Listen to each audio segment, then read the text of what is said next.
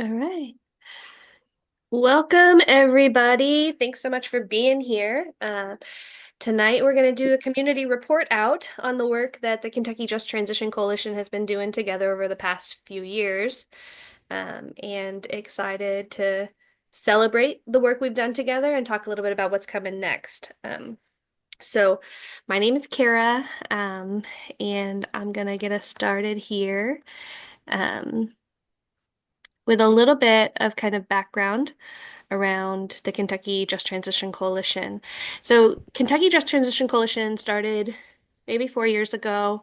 It's a cross-sector coalition kind of working across climate justice, social justice, youth organizing, local environmental justice, and labor, and working at the sort of what we call the intersection of climate, jobs, and justice to improve the lives of Kentuckians. And I'm just going to flip back for a second so we can look at these were all of the member organizations of Kentucky Just Transition Coalition. Some folks were more involved at the beginning. Some folks came in a little bit later, but this is the whole group of folks who've been involved.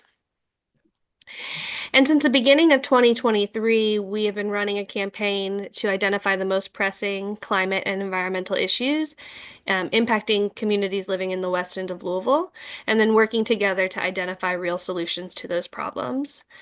And this work really was inspired by an opportunity that came up with the federal government around the Inflation Reduction Act, which was a huge federal funding package for climate and environmental related projects. Um, but it was our hope was that we might possibly be able to move some of those federal funds to our communities, but that we wanted to only do that if it was rooted in what people really wanted and what people really needed. And so we chose to start by identifying first what are the top issues that people are facing in some of our most impacted areas of the state, and then what solutions do people really want to see? Because we didn't want to go and advocate for projects that weren't really rooted in what folks really needed. Um, and so just kind of high level, and we're going to go deeper into each of these sections of the work. But 2023 was really about identifying the issues that people are facing in terms of climate and energy and environment. So it was door knocking and community meetings. 2024 was around leadership development, bringing some more folks into a planning team, and hosting our People's Movement Assembly, which was focused on identifying solutions to the issues that we had identified together. And then 2025 is really about campaigns and work happening at the organizational level. So going to continue to be doing the work, but it's going to be looking a little bit different as we move into 2025. Um, Haven, you good to talk a little bit about door knocking and community meetings? I am. Awesome.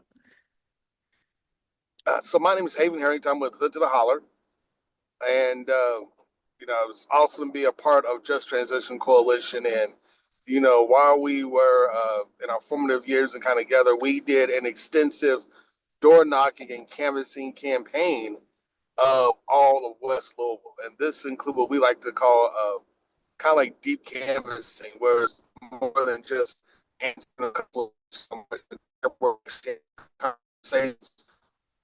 West Louisville. We knocked several thousand doors over the 2 years that we were canvassing all of West Louisville. We collected all sorts of data on, what was really bothering the residents of West Louisville. Like, what do they really um, find was an issue, and what was really troubling their neighborhoods and their neighbors. So that was a great experience.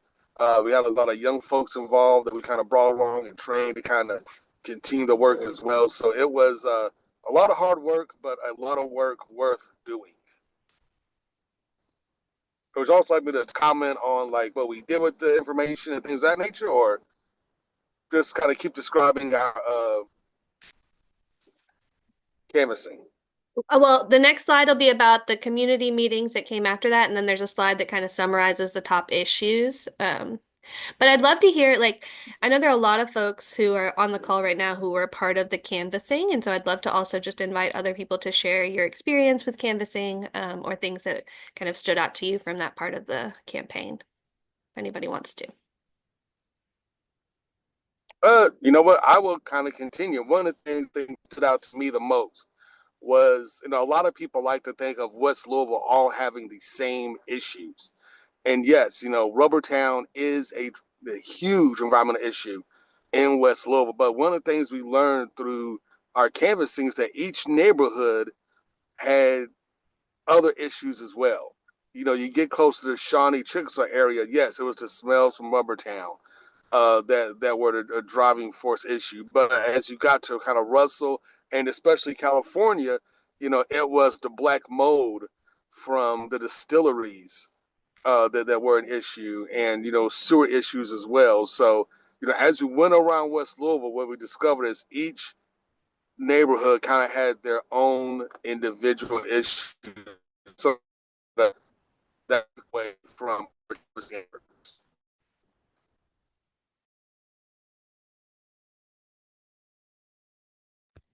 And I can jump on and share a little. The canvassing was very impactful for me as a beginning organizer here in Louisville, Kentucky, because I would have never imagined how important of an issue this was to folks and how much of a deep rooted issue it is, and something that everybody in the family is familiar with. It's not just like, oh, you have to have an interest in social justice matters to know about it. It's just so like profound in everybody's lives that it's almost become second nature. So, yeah, it was really impactful learning what people care about and the issues, and I look forward to continuing.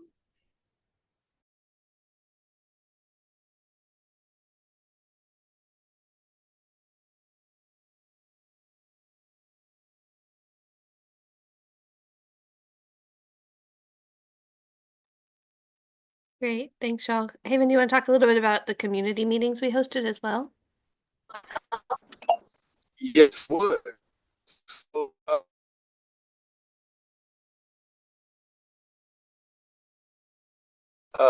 a series of community meetings, and from the community meetings were folks that we met almost a lot of folks we met while canvassing, let them know that, hey, we'll have a community meeting. Let's come back and let's discuss, what we learned. Let's get together and let's talk about like what we learned and what could our possible next steps be. So we had several community meetings here where we um, got folks together at the most of them were at the Yearlings Club in West Louisville, where we discussed, these are the issues we found talking to your neighbors. What are some issues that you have as well, as we brought the community together, and then as we discussed issues they had together, said let's look at possible solutions, possible funding mechanisms that's coming down from federal government and how we can work on trying to alleviate these issues. And it all ended, as Kara said earlier in our PMA, um, where we had a much larger community meeting, drawing people together, where we had build out sessions and things of that nature, where we talked about in more in depth about, um, you know, the issues in smoke, excuse me, the issues in California, Russell, and overall arching issues, and we all kind of came together and talked about, okay, these are some organizations we know that work on these things. This is how we can get these things taken care of and work together. So that's kind of how we took all information and kind of got it to the community at large. Was holding these very informative meetings uh, throughout the course of Just Transitions.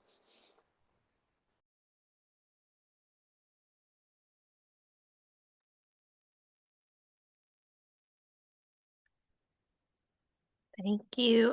Again, I'll invite anybody else who wants to hop in and share any of the reflections you have about the community meetings we held, coming out of the door knocking.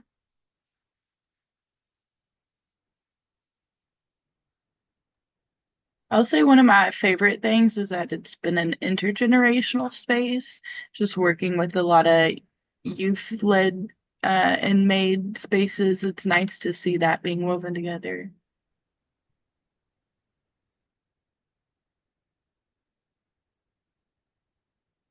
Absolutely. And I was really excited and pleasantly surprised to see the number of folks that we had come out to these community meetings because, sometimes you host an event and you're lucky if you get three, four, five people to show up, but these were like pretty packed rooms full of folks. So you could just tell, again, to like what Madison said earlier about how important and deeply rooted these issues are for folks in the community, and how ready people were to come together and to think about ways to do better and make it better. I think it also shows, though, that the deep canvassing that was done was super effective. Because one of the goals of the coalition was to not just do this in a way that it was business as usual, meaning ask the community what they want, to kind of pacify them and make them feel good. It was really about that deeper conversation, listening, and then following through um, with, what concerned the community. So I thought these packed rooms really had a lot to do with the deep canvassing that happened.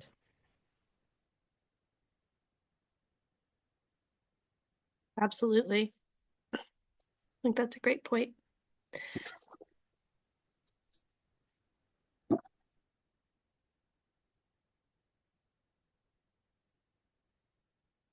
Haven, do you want to take this one or you want me to take it?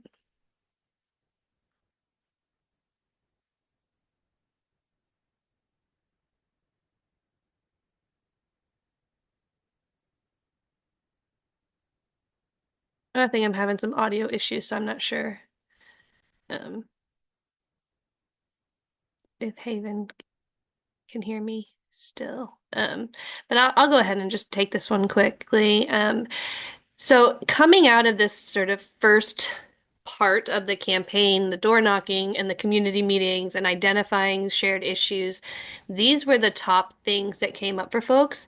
And there were definitely a lot of issues that came up, but we sort of heard over and over again issues around air pollution and bad odors both from like chemical facilities and from sewer issues, high energy bills and power outages came up a lot as well. Those were our top two issues. And then we also heard about like extreme weather and disaster preparedness, and asthma and health issues. Those were the top four issues that we heard through this beginning phase of the work together. And then I'm gonna hand it over, I think, to Jay to talk a little bit about what came next in terms of the People's Movement Assembly. So there's our wonderful, beautiful little banner that was made to capture like visually what happened during the movement assembly. It was great. Personally, my favorite part was the kids' movement assembly where they also shared their vision. I cried. I'm a cry though. And then I guess we can go to the next slide. And then I just included a picture from the PMA school and wanted to shout out how this has been kind of an iterative process and the education that's came along in community building, that's outside of even Louisville, even Kentucky, but Southern wide. So that's a picture from the Southern People's Movement Assembly School. And then I know Madison and Dearica went to, I think, am I missing someone else? But went to the Southern Movement Assembly last year. I can't remember the name of it though. Was it just Southern Movement Assembly? That's what it was called. Okay, thank you. So yeah, do y'all want to speak any to that experience and how like it built on itself? No pressure if not. Let me step out into the quietness. Yeah.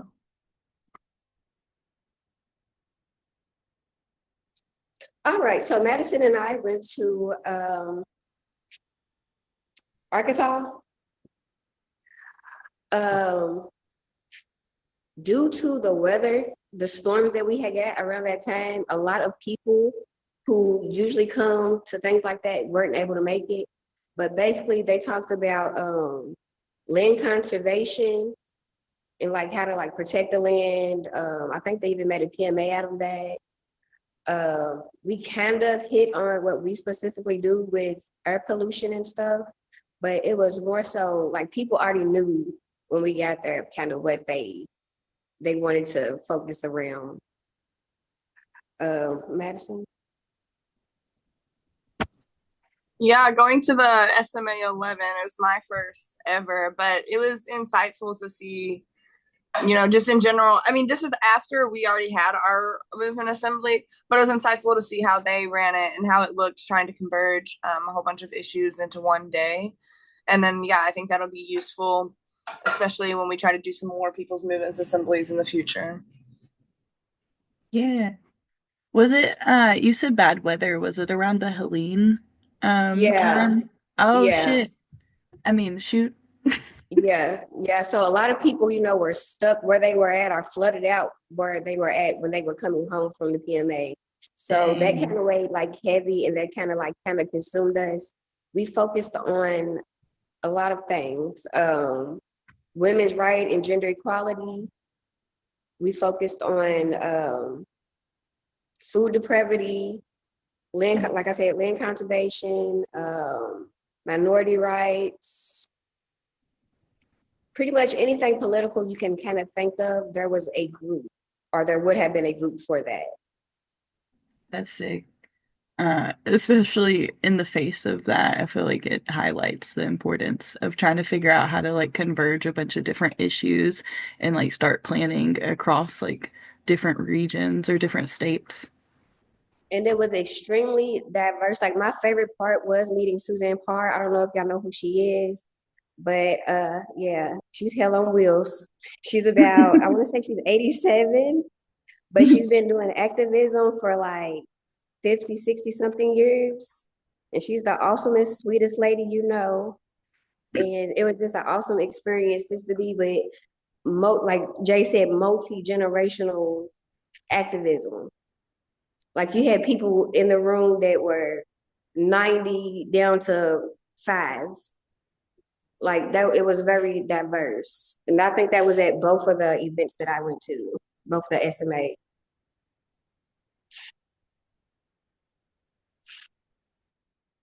Okay. Oh, RIP. Um, but I was gonna just say that's my favorite part of PMAs is I feel like it really allows community to build. And I think that's one of the things that we came away with was just being able to like spend real time together and talk and plan. Because it's a muscle that you have to build, especially with strangers. Like you have to build that trust, you have to build the cooperation and the collaboration part. Um, Oh my goodness, my page just got really small with all my notes. Okay, there we go. And then I guess we can go to the next slide. So yeah, we sent out like a report back, but it is a like text on a document and it's not as fun to look at. So I threw together like a visual form or version of this. And if you don't mind to go to the next page for just a small second, so we can zoom in a little more on it. Sorry, I accidentally clicked on your hot link. Oh, I'm sorry. That's Maybe okay. I should have put it in there. Um, how do I get back? Hold on. Here we go. Beautiful. There you go. Thank you.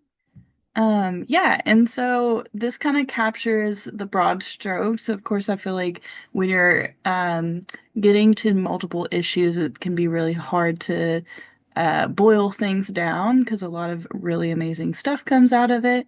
But I feel like I did a decent job at going through the notes and compiling it and then highlighting like where those things overlap.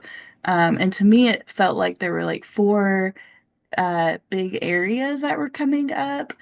And I guess we can go back to the last page. Sorry, the text is so small. I wanted y'all to get a chance to get a glimpse of it closer.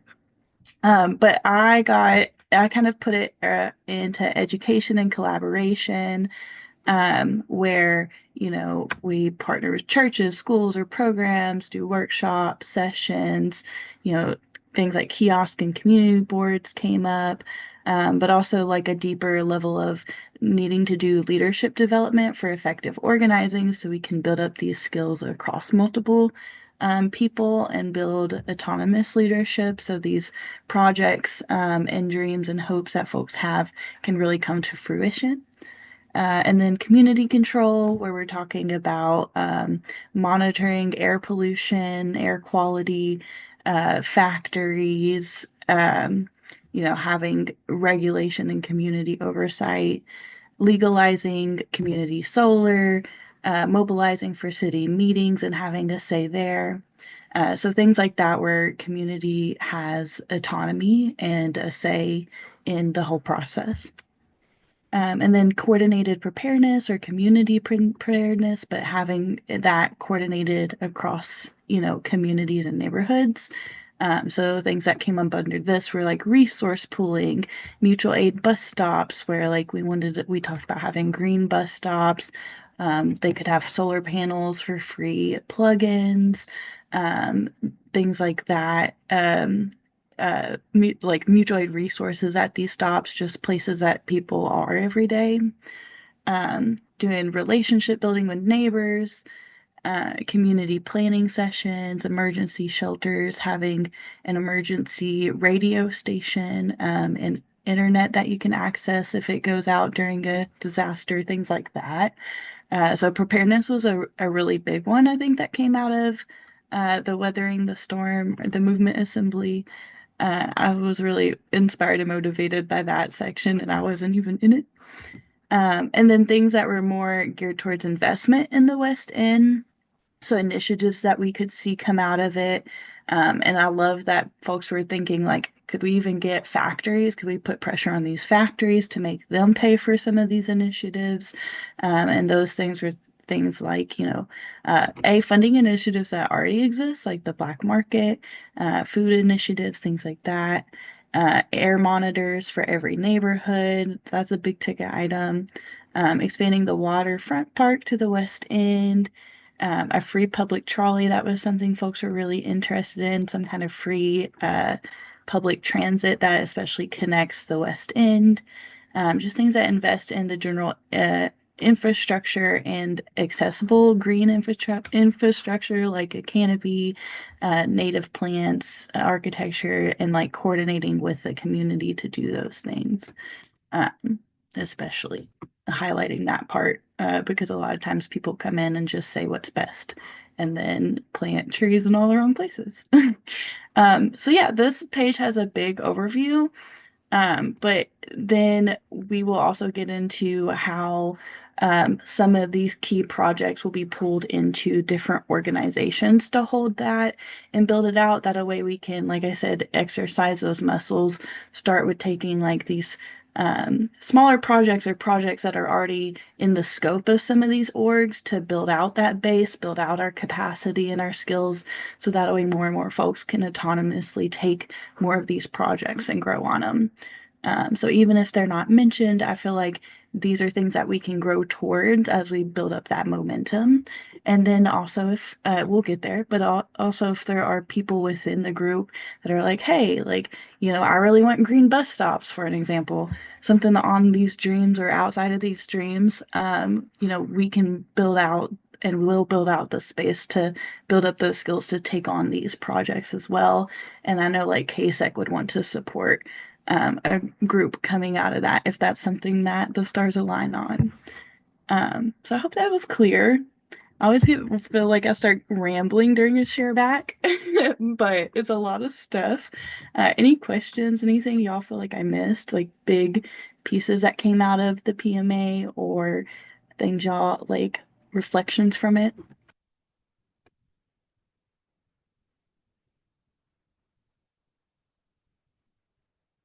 Okay, if not,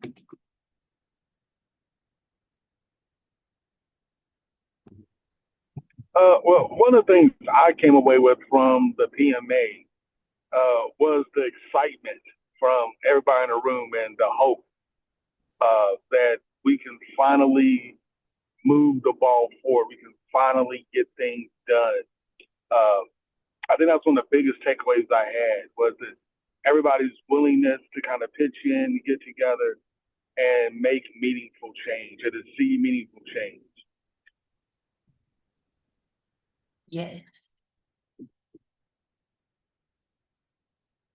Thank you, Haven. Anyone else?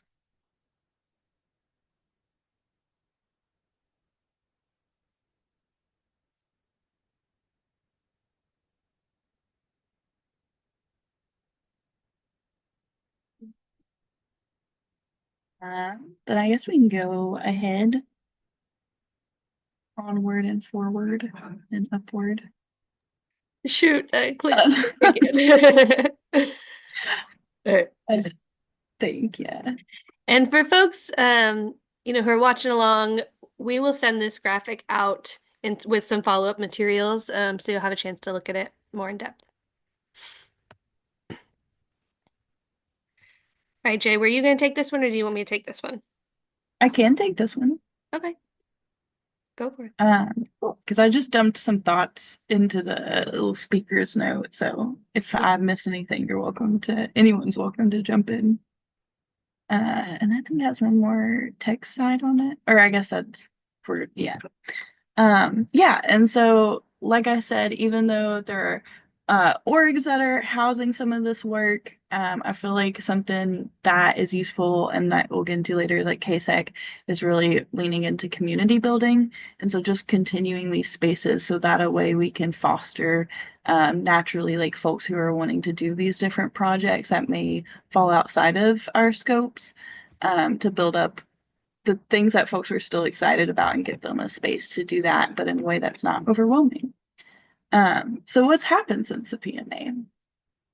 Well, we went after a grant, the IRA grant, but because of changes in government coming up in January, there was a rush to distribute those IRA funds.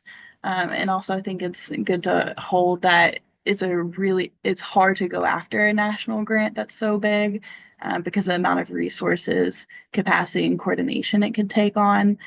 So we tried, but I just don't think there was the time and capacity and ability to do that, especially finding like two big enough orgs that can sponsor that. But many of these big grants will be broken down for people to apply for projects. So, people apply for these really big buckets, and then those are dispersed and broken down. So I think there's a lot of opportunity to still go after that. And then back to what originally we were wanting to do was pressure City Council. And I think from this PMA, using a report to pressure City Council to then go after these funds and to do these projects is still very doable with the reports and with the community that we've built to mobilize for those meetings. And then I want to just highlight all the wonderful growth that React has had. I feel like that's honestly been the best part out of this whole process is that React has been able to really grow and expand. And I don't know, Ebony, if you want to speak to any of that that's been happening. I can do that now, or I can do it after you guys finish your presentation. Either way, I know there'll be a section to talk specifically about like what you're doing, especially in relation to the projects that came out of or the ideas that came out of the PMA, but just in general, like some of the growth that has happened, if you wanted to share any of that.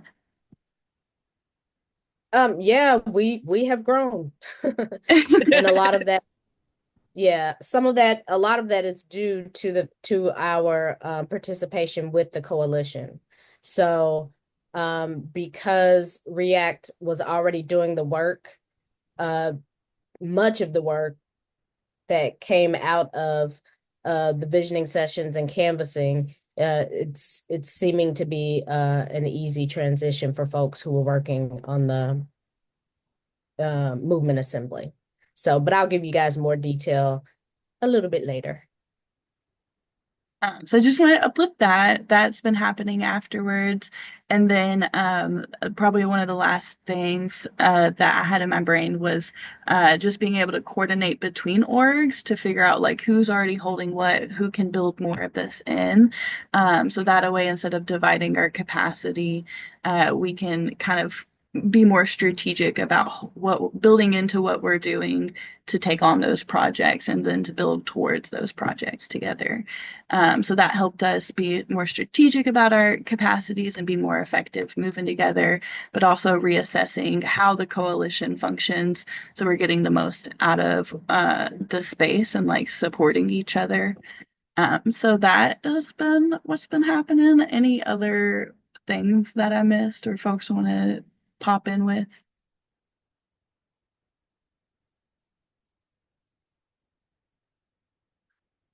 I feel like the best part is what we're headed towards, and that's what comes next. Thanks, Jay. So I just wanted to take a couple of minutes to talk about kind of what's coming next for the coalition and then create some space for folks here representing coalition member organizations to talk about the work that they're going to be doing that's directly related to the things that we learned and did together through this campaign. So the coalition has had like some changes in capacity. Member organizations have had changes in capacity, and the funding that the coalition had originally no longer exists. And I think for coalition organizations, folks who'd been around since the beginning, I don't know that we ever imagined that the Kentucky Just Transition Coalition would continue indefinitely. I think for most folks, it felt like something we were coming together around for this moment, and that, we would ride it out for as long as it made sense. But what we've decided as a coalition is that we're going to continue to meet quarterly and use that as an opportunity to look for ways to support the work that each organization is doing and to think about ways we might collaborate on future projects when it makes sense to have that synergy. And then a lot of the work that we're going to see happen that's been inspired by the conversations we've had and the ideas that have come up through this campaign is going to move forward in individual organizations that will focus on different parts of the solutions that are being identified. And so I'd love to just open it up and let anybody here representing a coalition org to share about what your organization is going to be working on related to this work and ways that people can get plugged in if they want to get plugged in. And maybe we'll let Ebony wrap it up so that we can show the next slide, which has an upcoming event for React. Does anybody else want to share? I can kick us off if that is helpful. Go for it. Yeah, so KSEC, Kentucky Student Environmental Education, is really leaning towards education and mentorship at the moment. So we were really wanting to build up like leadership development, and especially like cross intergenerational spaces where we can learn from each other. So the goal is to have folks who are like across different campaigns, projects, and areas in Kentucky come together to learn like really key skills, but then to really use them, practice them, and collaborate with each other. So that fits, I think, really heavily with the education piece and building up our muscles to be able to tackle these bigger and bigger campaigns. Like, what does it look like to really go after factories that are in the West End, or whatever a big dream would be that would need a lot more capacity and skill and people there, base building.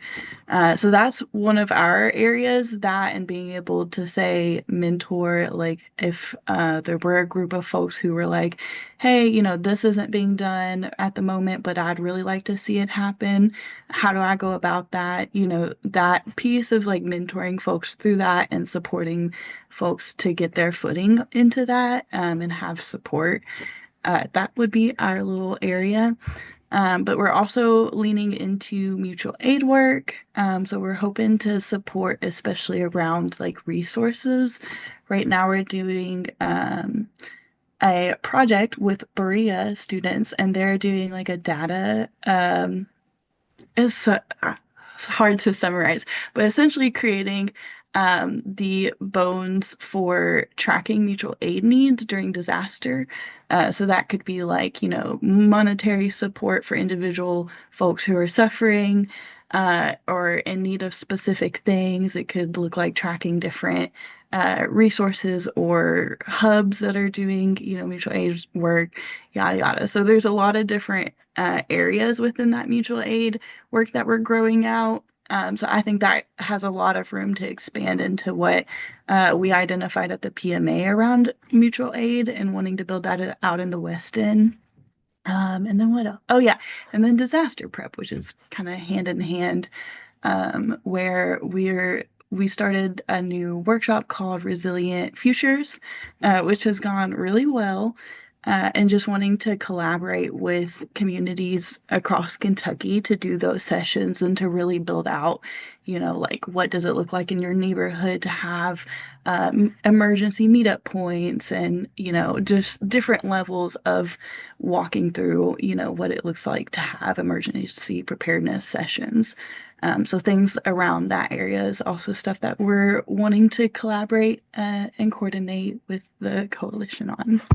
And then I'm sure more will bloom out of that as well.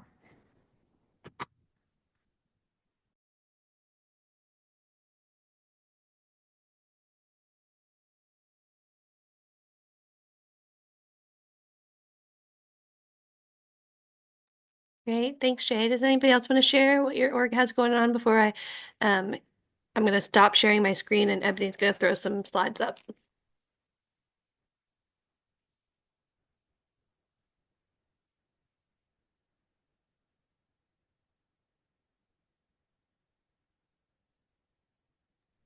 I was just also going to throw in that I think having these quarterly meetings will help like more authentic collaboration come up between the orgs and bring folks in a way that can, grow these ideas out. I'm just excited for that part.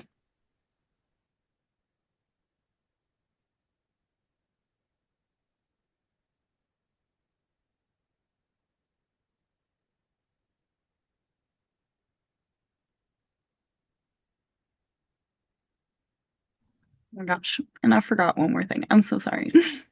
But we're also doing a lot of like work around doing and educating like the grant process. So I also feel like if folks wanted to go after different grants and build onto that, that is something that we would be down and already planning to support as well. Okay, I'm actually done this time. I have a question about that grant writing. So is it going to be a class that we do or what? Yeah, we like, I guess class works. Like we do mentorship and workshops.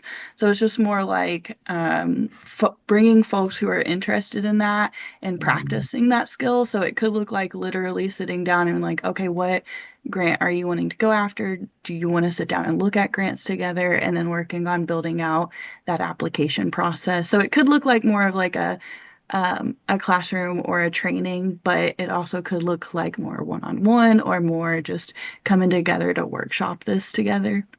Who would you contact for that? What was that? I'm sorry. And who would you contact for that? You can just reach out to me. My Idris out. Yeah, I think y'all met Idris here and there. But they do our finances and we're working on getting all that together. Okay. And for folks who are watching this as a recording later on, we can go ahead and also send out contact information for all the folks who are going to share about what their organizations are doing, so you can get directly contacted. All right. And I'm J at kseccoalition.org. It'll be sent out, but just so folks watching can know. Thank you. Thank you.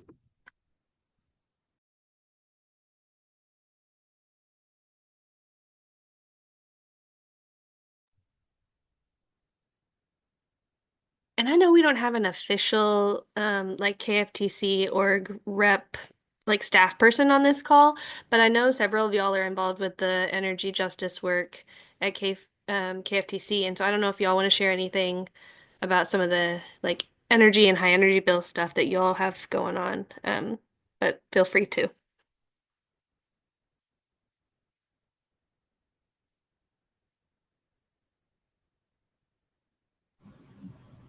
I know we got somebody hired for the BIPOC part. I don't remember her name right now, but she did get the part. Flacco mentioned last night in our chapter meeting, but I can't recall her name. But that position has been filled, so we probably get some information, help her or something. Cool. That's all I know. Yeah, and I know for folks who are interested in like energy efficiency and upgrades to your home and like weatherization, as well as like um, participating in public processes around like LG&E and like how much your electricity bill costs and rates and their plan moving forward. That KFTC also does a lot of work in that area, and will be trying to engage folks in like public comment processes around LG&E. So definitely look out for that.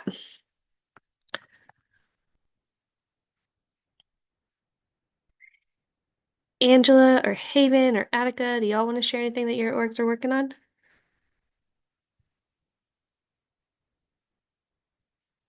I'll just say real quick from Forward Justice Action Network, our work right now is focusing on the health and safety of folks from police violence and the prison industrial complex. So that's really what we're focusing on right now, stopping a new jail in Louisville, focusing on the consent decree between the U.S. Department of Justice, Louisville Metro Government, and the Louisville Metro Police Department, because we believe fundamentally that health and safety are intertwined in lots of different ways, including the ways in which we're able to live in our communities and our neighborhoods. Thank you. Yes, and Hood for the Holler, we're currently in a transition period where we're kind of reassessing what direction we will take next. So hopefully that's some good news for you in the near future. And hey everybody, sorry. At Play Cousins, we are doing a lot. Well, I am, but we are focusing right now on a lead-free Louisville. So just trying to educate families about their homes, get the lead kits out to their homes so they can test their homes. If they do have lead, how we can get that together, have the kids go to the doctors, just get all of those things sorted out. We are wanting to work more with in the realms of like being prepared for disasters and things like that. So I am going to try to reach out to Ebony to see if we can collaborate more on that and whatever else she needs. That Play Cousins could be another organization that could help in that. And so, yeah, that's what we're working on right now. All right, I'm gonna go ahead and stop sharing my screen. And anybody else, feel free to hop in while we're doing this transition if anybody wants to share anything else. Ebony, does it show you the option to share your screen now?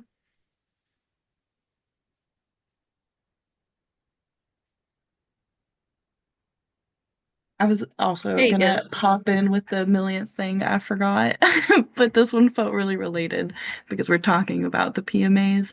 But KSEC is really gearing towards PMAs, both like small scale, building it in different neighborhoods, but also stewing up some stuff about a youth-led PMA in 2026 for Kentucky. So just things like that, I feel like will weave really well within wanting to build off of this PMA and also bring that into a state level type of thing. So if anyone's interested in PMAs, doing one in your neighborhood, that kind of thing, that's also something y'all can hit us up for. And just to reiterate for folks, PMA stands for People's Movement Assembly. And People's Movement Assemblies, we can send out some more follow-up information for folks, but are just like a very specific way of getting people together to talk about issues that are like place-based, specific issues, and to focus on hearing from the people who are most directly impacted around creating solutions and action plans. And I'm sure I'm like not doing that total justice in the way that I'm explaining it very quickly, but just wanted to make sure that like folks weren't sitting at home wondering like what's a PMA again? Thank you. And I'm seeing loading on my screen. So I don't know, Ebony, you could also share me on your slides and I might be able to pull it up on my computer if this doesn't work. Oh, let me see. Oh wait, there it is. No, but if you hit So slideshow, what happens? yeah, I did hit slideshow, and Okay, that's yeah, and then it said loading. is it still loading? Because it's not on my screen. It does say loading still. Well, you guys are gonna have to see the other version, I guess. That works. I mean, we can see this. That's fine. And it's big enough, I think. Yeah, let me reduce that. All right, so my name is Ebony Cochran, and I'm the co-director of REACT, Rubbertown Emergency Action. Some of these slides that you all are going to see, like the first several, many of you on this Zoom right now are familiar with the information, but I'm still going to go through it because I suspect that we're going to share this recording widely with others that people who we knocked on their doors or they came to the visiting session and they may not know a lot about REACT. So bear with me, everybody. All right. So REACT is a grassroots organization of residents who live near or at the fence line of a cluster of chemical facilities commonly referred to as Rubbertown. We are fighting for strong laws to stop toxic air emissions from chemical facilities and other industries, the protection of residents in the event of a leak, fire, or explosion, and the full disclosure and easy access to information concerning the impact of environmental injustice on residents and others visiting or working in impacted areas. And so REACT was initially a campaign of the Justice Resource Center, which was led by the late Reverend Lewis Coleman. Probably around March of 2003 was when REACT was established, and then somewhere around August of 2003, the same year, it became its own organization. I think there was some realization there that the issue of environmental justice was way bigger than a campaign. And so most of you, if not all of you, probably know what the community is up against.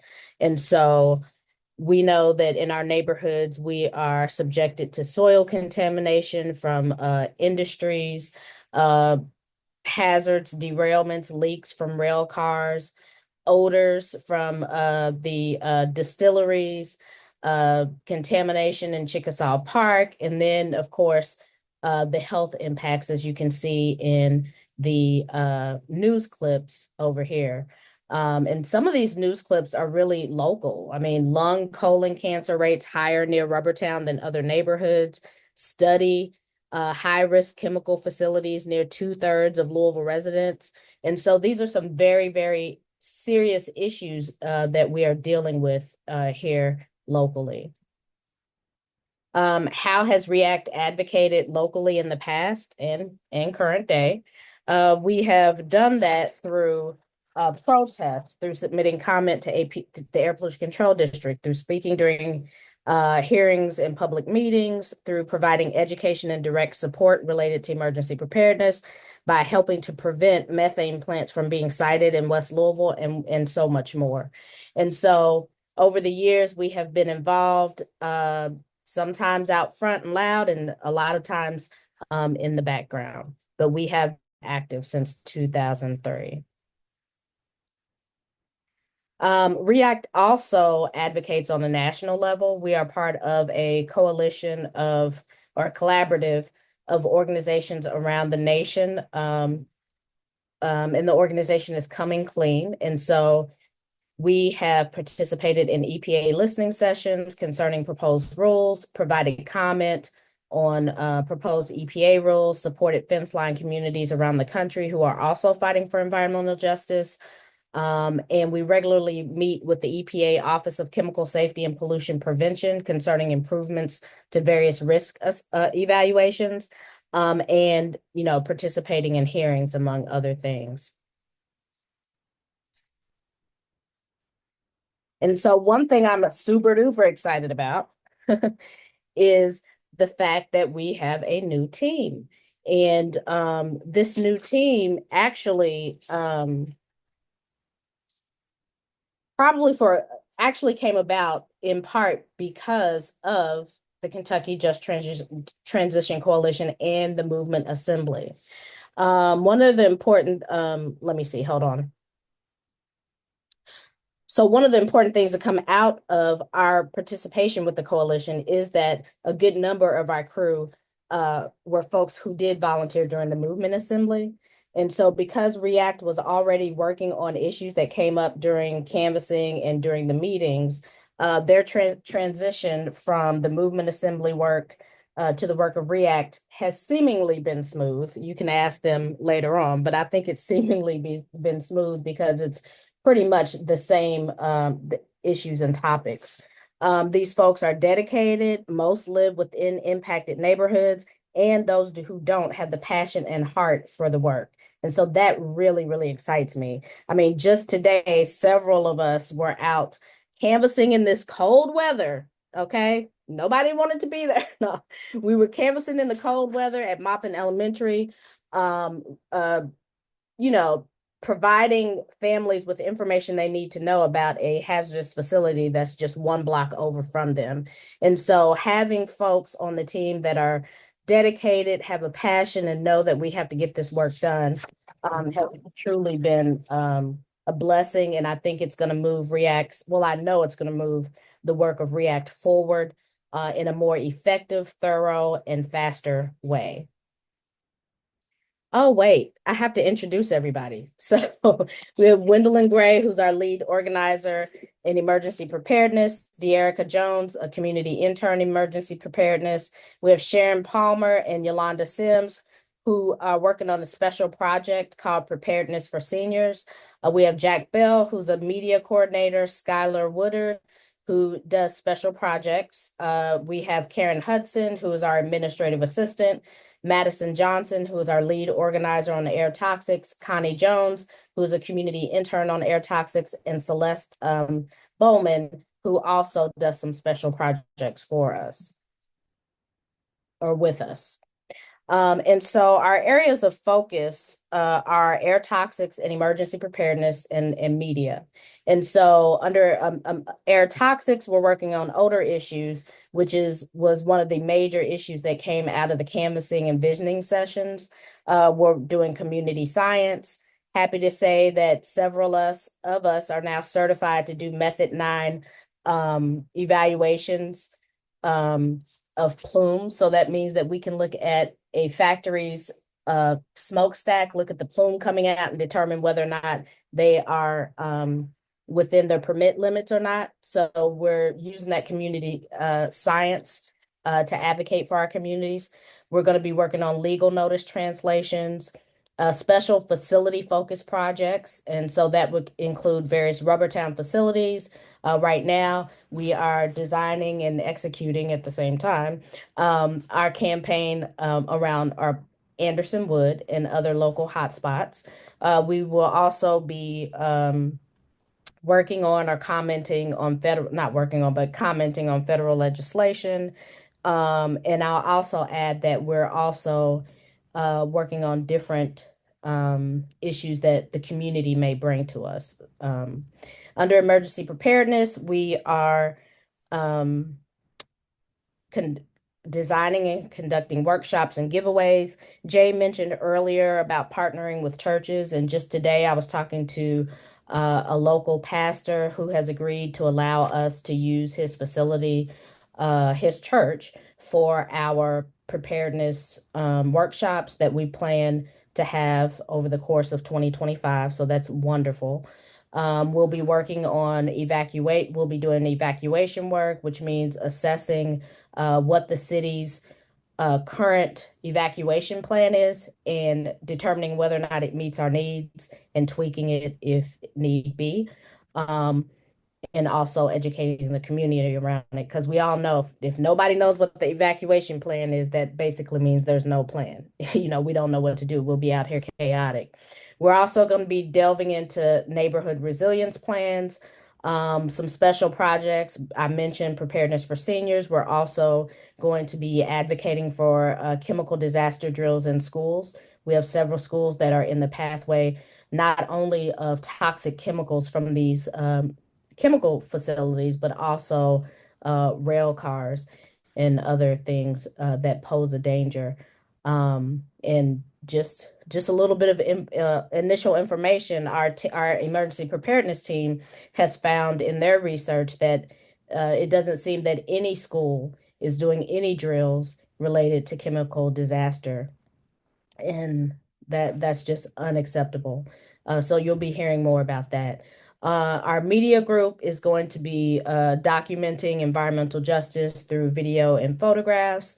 They're going to be doing video production through community education videos and tracking media related to local EJ issues. So those are kind of all the things we're working on. It sounds like a whole bunch. It is a whole bunch. But over time, we can get that done, and with the help of volunteers as well. And so coming up on Monday the 20th, January 20th, we all know that is the celebration of Dr. King's birthday. And so in honor of his legacy, we are inviting folks to come out and protest with us. And in his words, he said, "I am still convinced that there is nothing more powerful to dramatize a social evil than the tramp of marching feet." And so we believe that as well. We believe that, sometimes you'll hear people complaining about, oh, they're marching, and that's not going to do anything. But what it really does, one of the things it does is really ring the alarm that there is a major issue happening. And what it also does is confirm for other people that, yes, you are right in feeling that this is an injustice. And we want you all to come out with us. We know it's going to be cold. We're going to have hot chocolate and donuts, if that helps. We're going to ask people to, layer up and let's, do a little bit. If you can come out for 10 minutes and bear the cold for 10 minutes and leave, we'd love that as well.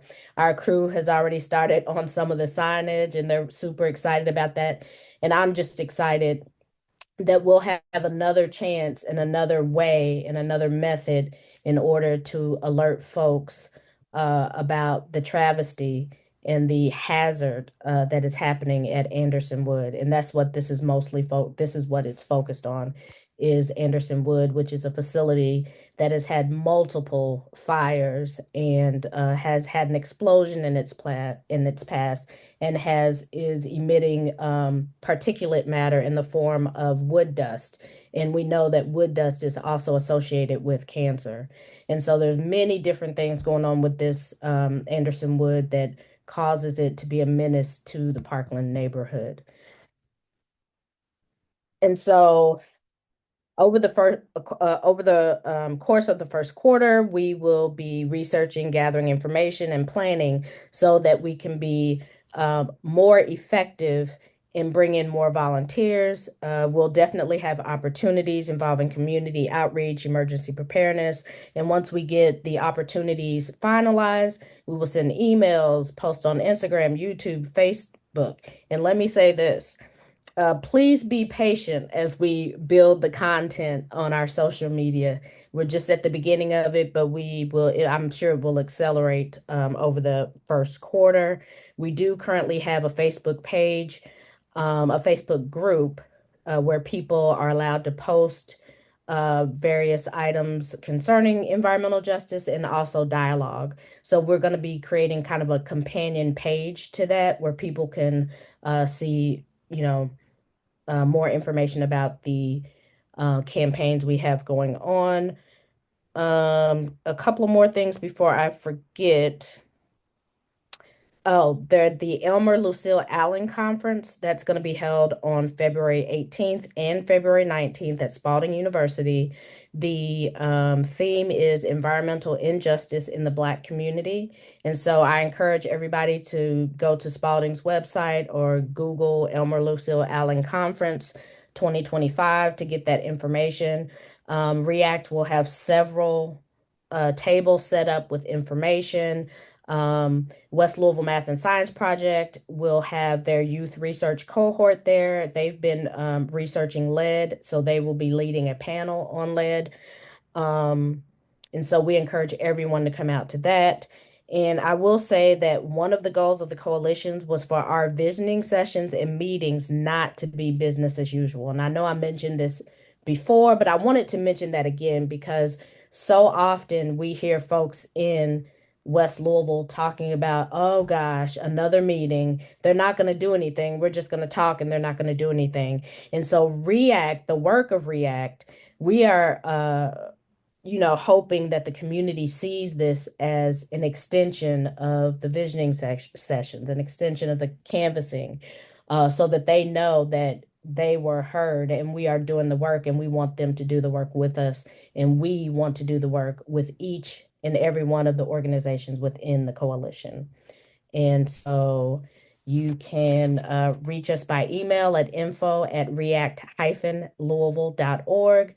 We are on Instagram, and again, we're just now loading up, so be patient. But we are on Instagram, and that's at React Louisville.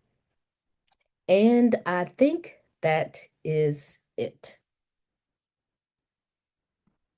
Thanks so much, Question? Ebony. Thanks so much, everybody, for being here, for listening along, for being a part of this journey and this work so far. So excited about the way that REACT's going to be carrying this work forward, the way that other organizations are going to be taking their parts and running with them. And if you have received this information about tonight's workshop or report back, and you've been getting emails from Kentucky Just Transition Coalition, you will continue to get emails related to this work and from REACT about all of the ways that you can plug in. Hey, Peaches, you got something? Yeah, I got just a little something. Sure. So on emergency preparedness, we're doing we're looking for companies that will help like give us donations for the emergency preparedness, like go bags, like flashlights and ponchos, or little go bag. If by any chance anybody knows of a company that would be willing to donate, please let me know. That's all. Just putting it out there. Yeah, I'll awesome. ask around. Thank you. Great. Thanks so much. Does anybody else want to say anything before we call it a night? KFTC's Energy Justin meetings are back on their regular schedule plan, which is the fourth Thursday of the month. Great. So for folks who are interested in energy efficiency, renewable energy, I know solar came up quite a bit at the PMA. If you're interested in like lower energy bills, any of those kinds of things, working like to push LG&E to do better, KFTC's Energy Justice Team is the place to be. Fourth Thursday of the month, we'll make sure that you all get more information about how to get involved with that. Thanks, Derica.